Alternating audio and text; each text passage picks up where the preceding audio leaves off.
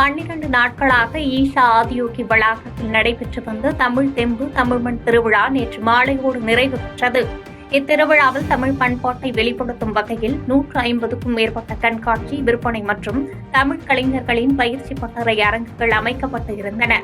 இந்த 150 அரங்குகளில் தமிழ்நாட்டில் புவிசார் குறியீடு பெற்ற பொருட்களில் குறிப்பாக தஞ்சாவூர் ஓவியம், கள்ளக்குறிச்சி மரச்சிற்பம், சுவாமிமலை ஐம்பொன் சிற்பம், மகாபலிபுரம் கற்சிற்பம் உள்ளிட்ட 20க்கும் மேற்பட்ட பொருட்களின் கண்காட்சி மற்றும் விற்பனை நடைபெற்றது.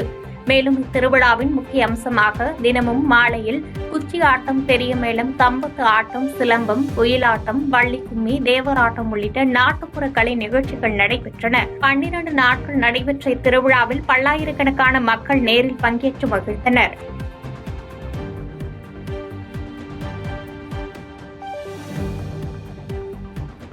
பாதகம் செய்பவரை கண்டால் நாம் பயம் கொள்ளலாகாது பாப்பா. மோதி மிதித்துவிடு பாப்பா, அவர் முகத்தில் உமிழ்ந்துவிடு பாப்பா. அண்மை செய்திகளை உடனுக்குடன் தெரிந்து கொள்ள இணைந்திருங்கள் எம் நாடு தொலைக்காட்சியுடன்.